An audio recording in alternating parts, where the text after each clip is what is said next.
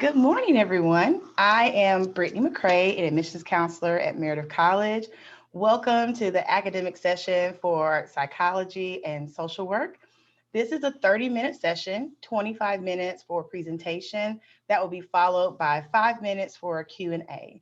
So students, please type any questions you have into the chat box, and we'll do our best to get them all answered before the session ends at 11:05. So I'll now turn the session over to Dr. Mark Odekirk, Associate Professor of Psychology. Hey everyone, happy Saturday. Welcome to the room that I use to teach class every day. We're obviously in sort of unique circumstances with everything having to be virtual now, but we appreciate your time. I know you've got a lot of things going on, and we appreciate your interest in Meredith. So what I had hoped to do here, just for the next few minutes, I know a lot of you have questions, and I actually want to open up a lot of our time together because we've really only got 30 minutes for me to address any questions that you have. But I thought maybe just as a quick introduction, I wanted to give you a really brief overview of my two areas. My training is in psychology, but we have another program within our department, social work. So if you have any interest in either of those, I just wanted to give you a sense of what a major in these two would look like. And that might, sort of stimulate some conversation and questions that you might have. So let me take a brief moment here and share my screen. And I'll sort of talk you through what this looks like. So as a department, which probably won't mean too much to you, but as a department, psychology and social work are combined. But as a student, each of them is a separate major, although it's not uncommon for students to double major in psychology and social work. So as I go through this, you're going to notice a lot of similarities in terms of what these career pathways do. But there's also some important differences in terms of the coursework and so forth that we'll get into. So one of the things I just wanted to start with is maybe to prompt you to start thinking about, what are the things that you really got interested in or currently in high school? It could be a course, it could be a life experience, it could be a club, but both of these fields are extremely broad. You could go from one end of the spectrum, which could be very research-based, in particular with psychology, which is my background. You could get into neuroscience. What makes the brain work? What are some of the causes of various psychological disorders? On one end of the spectrum, all the way to the opposite end of the spectrum, which could be counseling. It could be education. We have a significant number of our majors who actually major in psychology, but they choose to go into K-6 licensure and teaching, or K-12 if they want to teach in middle school or high school.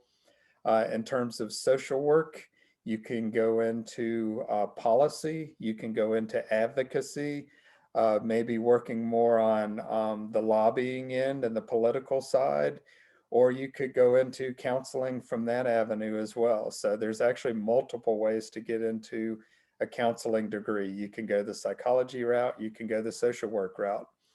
So, depending on where you're at, both juniors and seniors in high school, these are some of the things that you might want to be thinking about now if you haven't already done so. So I'm going to start with psychology and just give you a quick overview of our major. So this tends to be one of the easier majors on campus to double major with.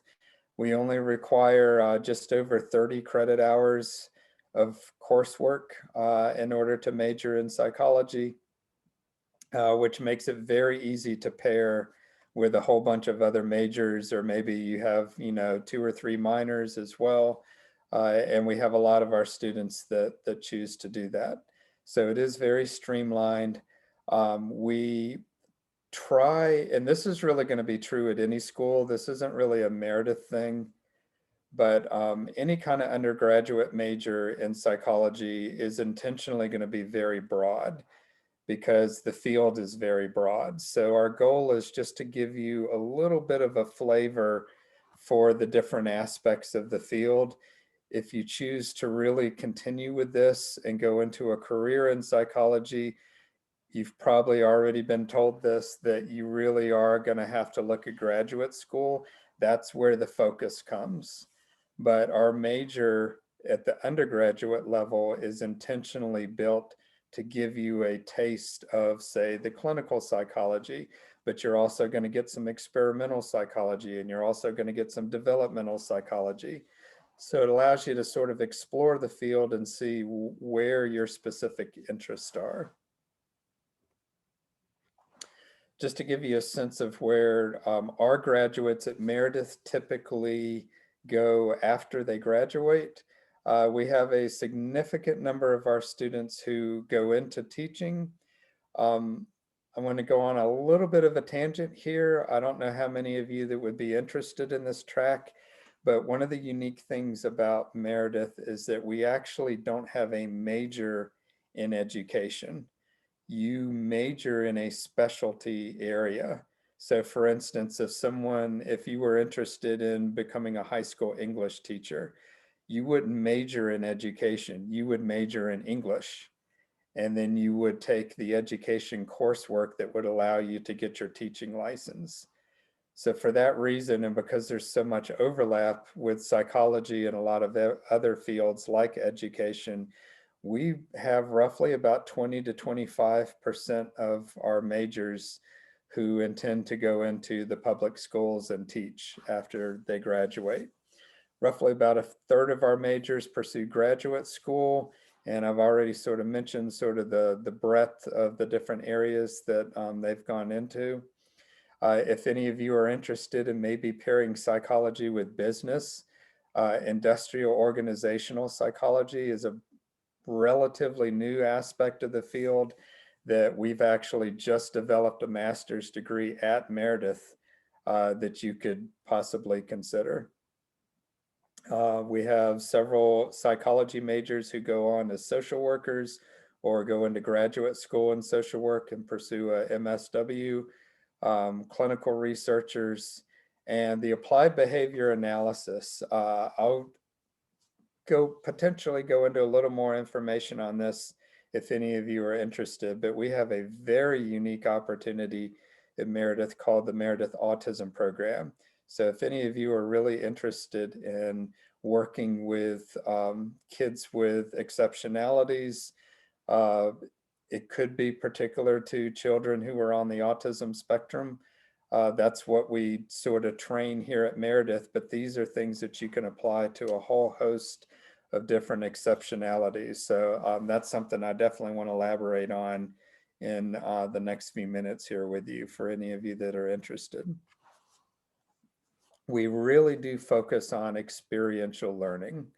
So in addition to the Meredith Autism Program, which is on site, on campus, we strongly encourage you to take advantage of internships. I will admit with COVID, that has been a little bit challenging this year for obvious reasons that, there's just some placements that we traditionally have set up that have been difficult in a face-to-face kind of environment.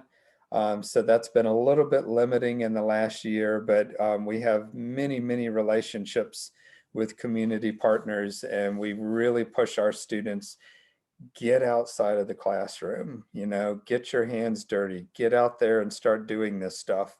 I can tell you from my own experience when I was in your shoes that there is absolutely no substitute for getting out and actually doing this stuff. You will know very soon whether or not this is something that you want to do for the rest of your life. So we really encourage that. We encourage research. So for those of you that are maybe interested in that angle, also, getting your hands dirty, getting that research thesis going. Not only does that sort of help prep you for what might come later on, but it also looks really good to graduate schools when you move on to that level. Whoops. So study abroad is not really something that I'm going to specifically address, but if any of you have any questions about study abroad at Meredith, me and my family have done that. I spent a semester in our San Sepolcro, Italy placement at Meredith, and would be happy to chat with you more about what that experience was like. I'll say at this point, best food you will ever eat in your life. And I'm happy to share any experiences that we had with you if you have any questions on that. So just real briefly, a little more details on MAP. This is a very specialized program for those of you that have had maybe a psychology class in high school. If you remember the operant conditioning stuff, if you remember B.F. Skinner and that whole idea of reinforcement and shaping people's behavior, that's essentially what applied behavior analysis is all about. And our program utilizes that. So it's a very intensive program. We work one-on-one with young children diagnosed on the autism spectrum. This is literally a 40-hour-a-week program. So you will come in, you will be trained in all of this, and you will work as a part of a team. So we have a whole team of students that are responsible for an individual client. And so you will come in and on select days and hours during the week, you work one-on-one with your client. When you have to rotate out and go to class, another student comes in, they pick up where you left off. So it's literally life-changing. I cannot list for you the number of students in my career here that have gone on to pursue this full-time. Just based on their experience with MAP. So it's one of those things, you will not find another program in the country that does this at the undergraduate level. So you will be leaving with credentials on your resume that nobody else has unless they came through Meredith College. Okay, so that's just a brief overview about psychology. Let me turn my attentions to social work and highlight a few aspects of that program. So you'll see a lot of similarities here. As I mentioned before, there's actually multiple routes that you can go if you think I really would like to be a counselor. You can go the psychology route, but there's also an avenue through social work as well. Advocacy, community organizers, volunteers, case managers, lobbying, political. It's just like psychology in the sense that there's so many avenues that you can go into as a social worker. One of the strengths of our program is that we are accredited with the Council on Social Work Education. What that means to you is that when you finish at Meredith, you will be finishing with a Bachelor of Social Work degree from an accredited program. If you were considering graduate school, typically for students that would go on for a Master of Social Work degree, it would take them 2 years. If you go through Meredith, because we're accredited, that would be 1 year. They would literally waive a lot of those foundational courses that most students would have to take in graduate school. And so rather than it taking you 2 years, you could finish in roughly about 1 year and a summer of coursework. So it chops your graduate time in half, and you've already got a master's degree. So as you might expect, social work is a very applied major. And as such, you'll notice here the third bullet that part of your major, your final semester, will be a field placement where you will be expected to complete basically a full-time job. It's 430 hours is the requirement for accreditation. That last semester, you won't even hardly be on campus. You will be out in the field actually applying all of these things that you learned in a full-time field placement. So as I said before, there's really no substitute for that kind of applied experience. So when our social work majors graduate, they know what they're doing, and our community partners tell us that. Our majors are sought after in social work because they know that this program really prepares our students very well. In terms of credit hours, this is going to be more extensive than psychology. You're going to be up in the 60s in terms of the number of hours that are required, but it does still pair very well with psychology and other majors. So you've got multiple options here, and I really sort of encourage you to explore whatever area seems like a good fit. And even if it's not psychology or social work, that's the beauty of sort of a liberal arts-based institution, is there's so many different areas that you can sort of explore and find where is your fit? What do you connect the most with? Let me see. In terms of, I'll tell you what, let me leave this up there with you just so you can have a little bit of information if you had any additional questions. I actually do have a couple of videos, but I'm going to hold off on those for now, and I'm happy to sort of show them to you if we have some time at the end, but I really don't want to monopolize all this time and not to get to any of your questions. So let me just sort of leave you with this contact information. If you have additional questions, our department chair is Dr. Cynthia Edwards. So there's her information. She would probably be a good place to start with, particularly if you're interested in psychology. There's my contact information as well. I would be happy to talk with you either over Zoom or just through email if you have additional questions. If you're thinking that maybe social work is more of what you might be interested in, there is the contact information for Amanda Jones, who is our program director in social work. And any of the three of us would be happy to connect with you and just chat about what your interests are and how we can best serve whatever your needs are. So I think with that, let me kick it back to Brittany, and we'll take any questions that you have. Thank you, Dr. Odekirk, so much. That was a very informative session. Students, feel free to put your questions in the chat.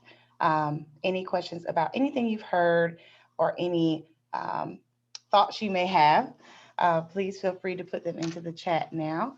And while you're doing that, Dr. Odekirk, I have a question.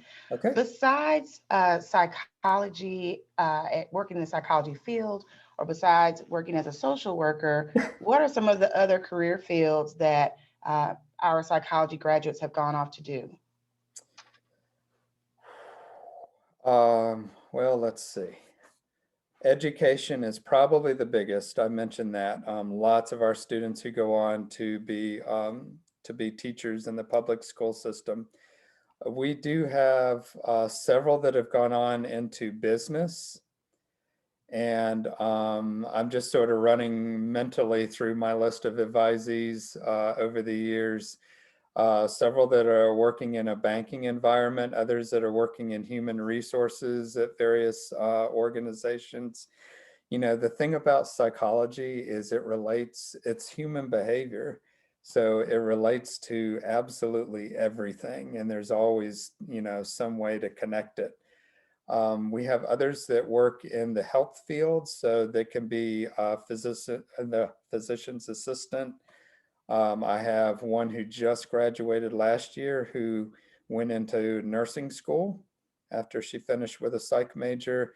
There's a whole area of the field called health psychology that sort of is a bridge of medicine and psychology together. I have one student who is a graduate, got her PhD in neuropsych. So she's now a neuroscientist, went more of the research route. So you name it. It's actually easier to come up with areas where psychology wouldn't fit than areas where it does, because it just relates to so many different things. Very cool. We do have a question from Josie. Can you give an example of social work placement during the last year? Like, how do you pick them, and could it be personalized to a specific interest? Yes, absolutely. That's a really good question. Let me work in reverse. So yes, they can be personalized, and that's honestly, part of the major is you connecting with the faculty and the faculty connecting with you. They will get to know you very well, and they will know your strengths, and they will know, frankly, your weaknesses. And we all have both. And just as a quick example, so I had a student, she was a psych minor, but a social work major, who graduated last year. Her placement was at hospice. And I'll be completely honest with you, when she first got that, she was terrified, because she wasn't sure. She still wasn't exactly sure what she wanted to do, but she wasn't thinking that it was going to be something like that. But your professors know you very well, and they knew that this would be a placement that would be challenging for her, but at the same time, it would be something that she would be very good at, even though she didn't realize that at the time.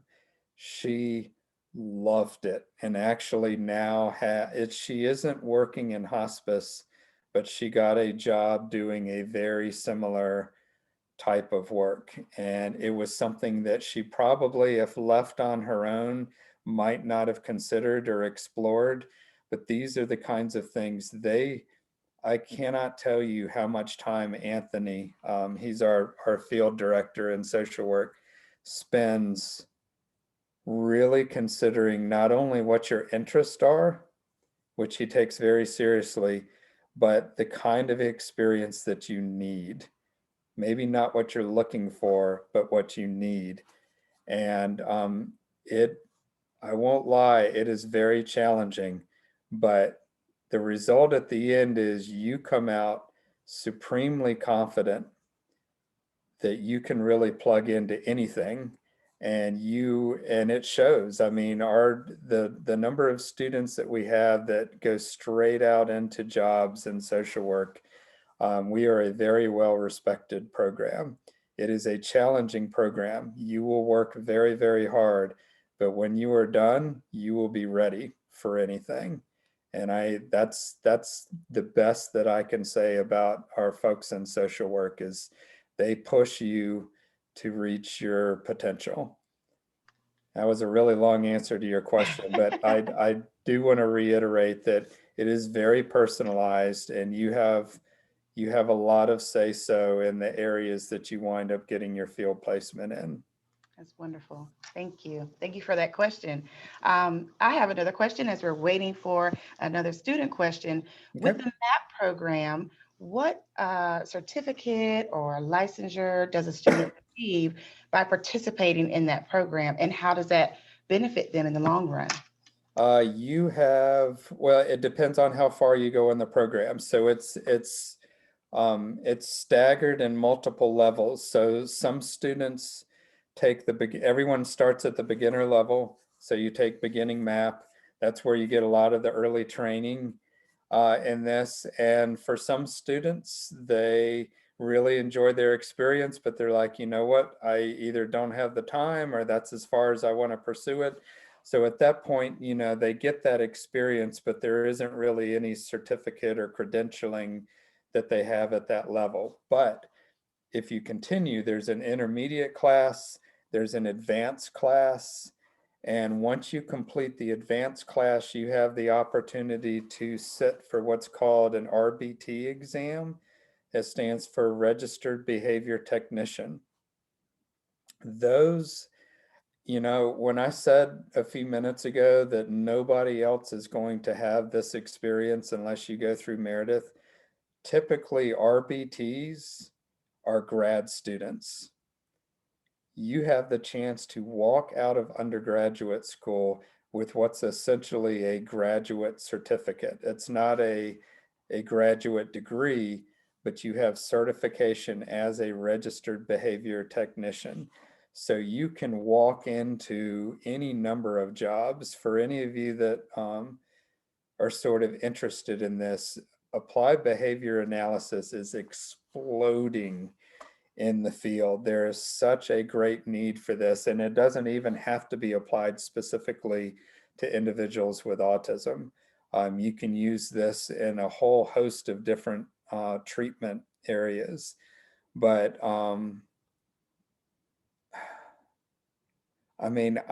someone coming out with an RBT, I don't want to guarantee anything, but you could walk into a $50,000 or $60,000 a year salary with that these days because they're in such high demand.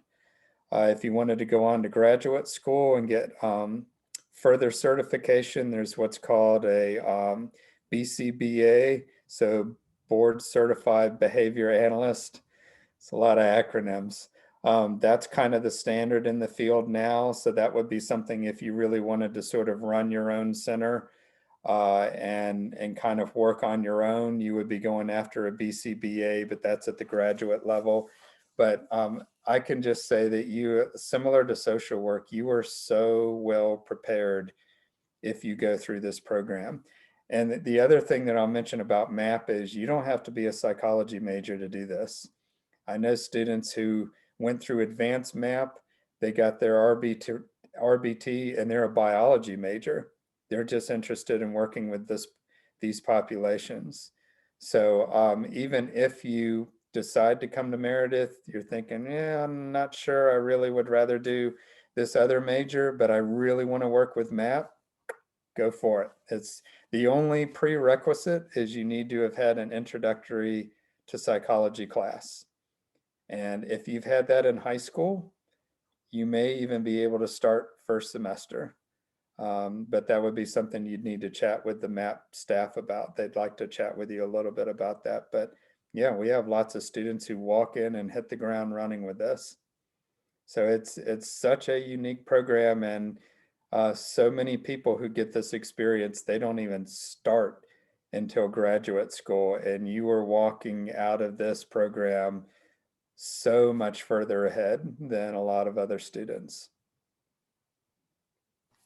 Wonderful. Thank you so much, Dr. Odekirk. Thank you, students, for participating and joining us this morning. Students, if you have any additional questions, please follow up with your admissions counselor and she'll be happy to assist you. Our live student panel begins at 11:10. So you can return to the event schedule for the link to join and we'll see you there. Thank you so much. Have a good one. Good luck with your decision. Nice to meet y'all. Bye-bye.